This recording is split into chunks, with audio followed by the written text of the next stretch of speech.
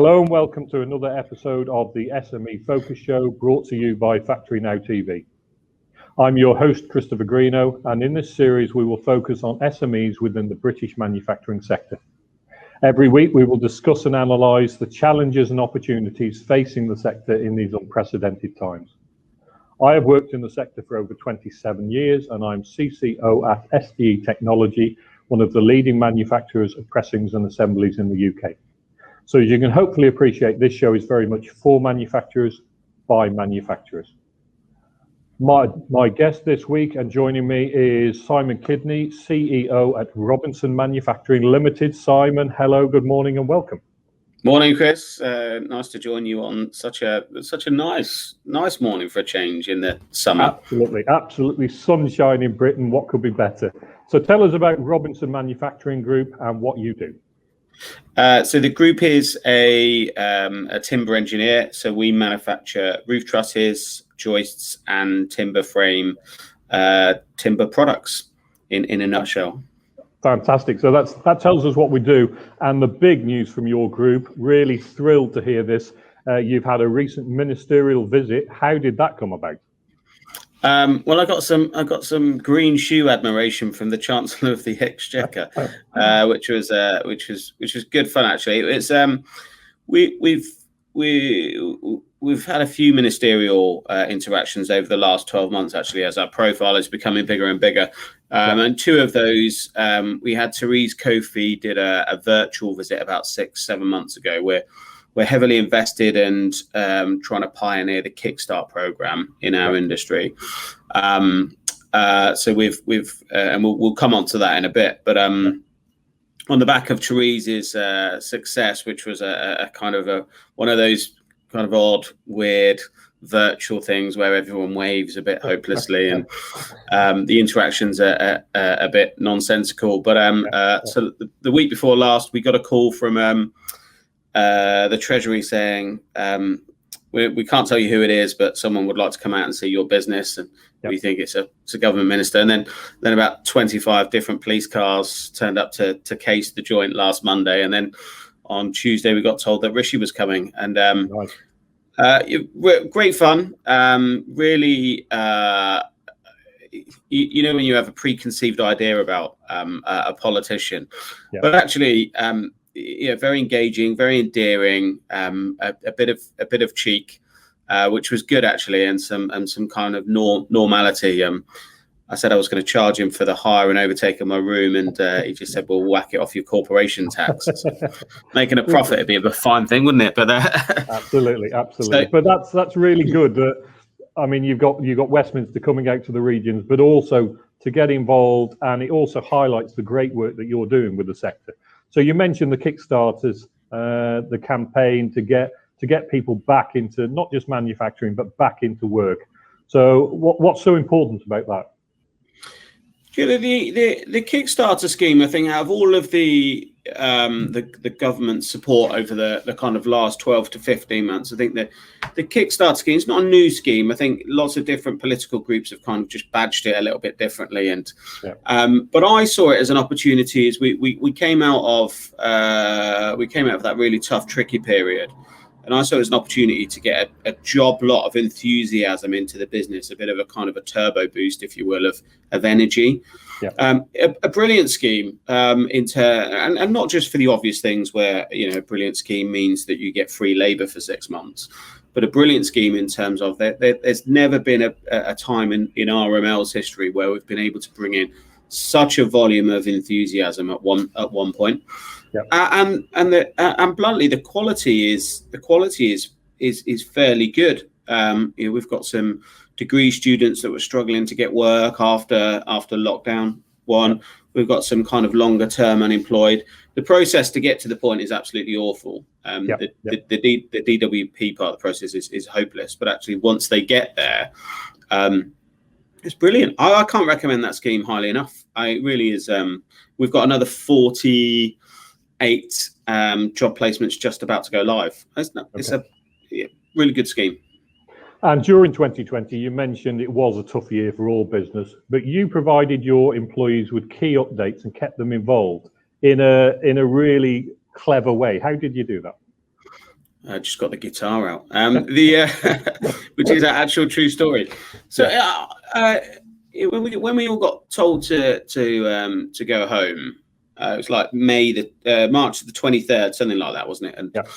And I sat there in a pretty dark spot, going, what are we supposed to do now?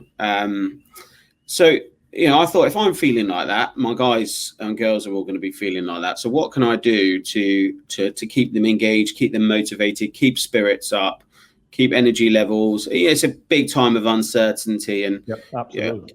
Hindsight's a wonderful thing, isn't it, to look back? So I turned into a vlogist overnight, which is not something that I was really au fait with. And my first, I can remember it was pretty hopeless, really. But I think I ended up doing. I committed to doing one daily until everyone was back in the business. Yeah. So I think I did a daily vlog, 70, 80 days in a row. Which you can imagine you run out of good material. But day one's great, it's energetic. Day two's like, here we go, ooh, and then downhill after that. Yeah. Who's looking at my face again? And I tried to wear a different top every day, and so I kind of on the back of that, I kind of made a few notes. We kind of I wrote to them on the outset and said, look, this isn't your fault. So first thing I wanted to do was to help them not panic about the money side. So we committed to paying everyone 100% from day one. We did the vlogs, we did competitions. We've got WhatsApp groups for recipes, dogs, kids, all kinds of nonsense. We really got the intranet kind of fired up and engaged. We got an Instagram page.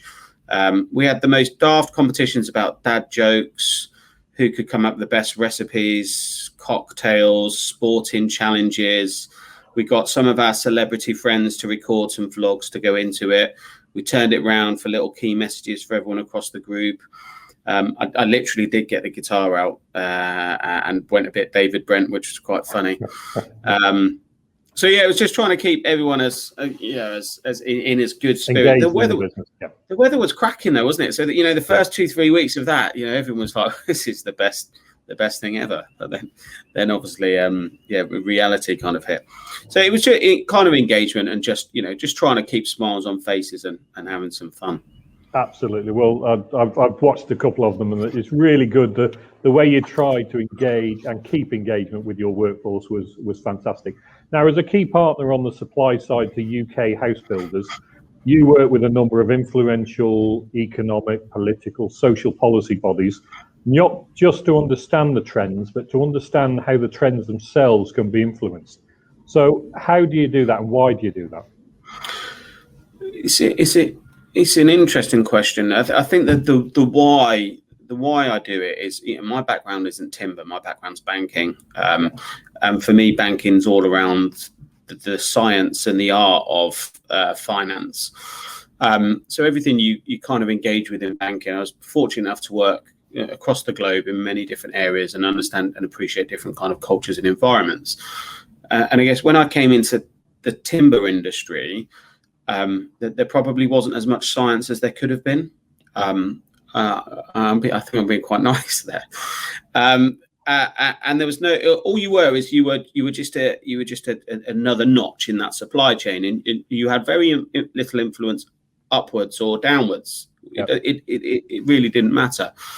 So one thing, the kind of early things were just to engage with the numbers and kind of forecast our own trends, map trends against just the basic things like timber prices, RPI, interest rates, and kind of get a correlation of where performance looked against some external metrics. And that was the first stage of that. The second stage, and I am lucky to have a good suite of network of people to engage with. So one thing, we looked at the social side, so working with Create Streets, good friend of mine, Nicholas Boy-Smith, which is kind of government white papers around planning. Yep. We did a nice event with Lord Taylor, Robert Jenrick at the House of Lords, which was around kind of making Britain beautiful. You'd have seen that part of the wider group.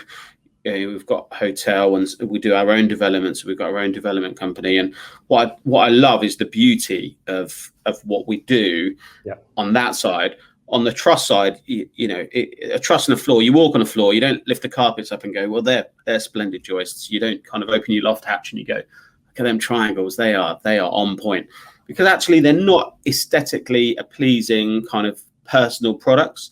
So actually kind of the social side of it being a kind of pioneer with that in that supply chain, and really kind of helping shape and mold and trying to make beautiful places was kind of integral. So from a social side, I thought, we got involved with that kind of early doors. And anyone have a look at the Create Streets and the Create Streets Foundation and what they do in terms of trying to build beautiful places, I think is brilliant. On the economic side, we do some work with the Constructions of Products Association. Yeah.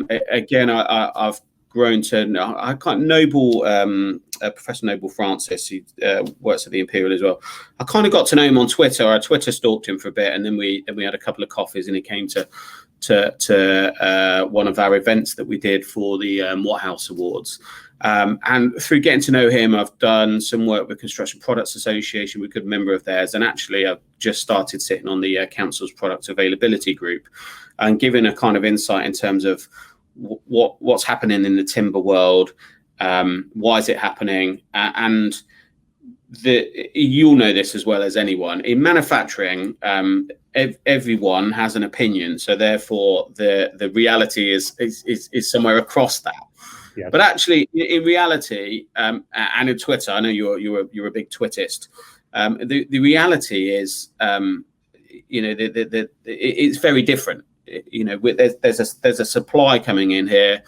It is what it is, and actually, you hear all these things all the time that timber's going to run out. It's £1 million, and actually some of these are true, but it's one person's isolated view. So yes. Working with someone like the Construction Products Association for us helps us get clarity on the whole market as one, but also to be influential in kind of helping that solo chain of kind of fact checking and what is actually reality out there.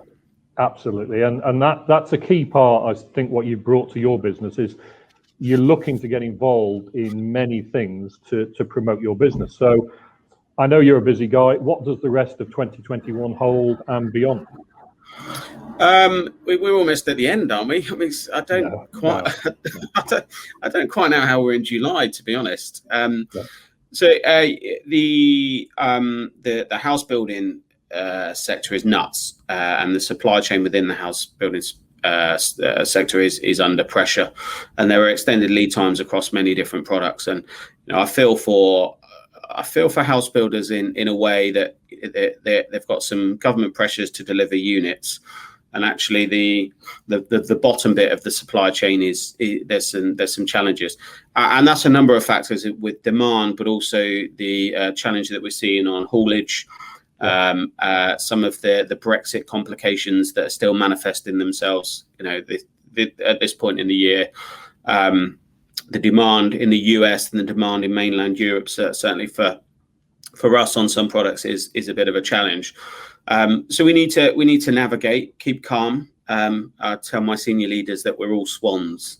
And it's important to look like a swan and act like a swan. It doesn't mean you hiss at people when they come too close to you, but you've got that graceful and beautiful appearance. The timber frame side of the business is really motoring, and again, we're trying to be pioneers in that timber being that environmental solution going forward as well. So I expect it to be even busier. House builders have got a good habit of trying to build as many houses as they can when the days are short and the winter and the weather is in, to try and get this completion number. So we've got a bit of that. We've got some great work continue with the construction products. We'll see if Boris can come out to see us, because we're running out of high profile politicians to come and see us, and continue to plan for next year, which will be more augmented timber frame manufacturing. Leading to really getting the business shaped and big enough that we can become a key supplier in that area as well. Fantastic, Simon. Your enthusiasm is infectious. I love the work you're doing with your vlog. Carry on doing that, and let's hope Boris comes and sees you, because you certainly deserve it. Thank you for your time today. Thanks, Chris. All the best. Cheers. Thank you. Take care. That brings us to the end of another show. Thank you for watching, and I look forward to meeting more of our brilliant SME manufacturers like Simon and the Robinson manufacturing crew next week.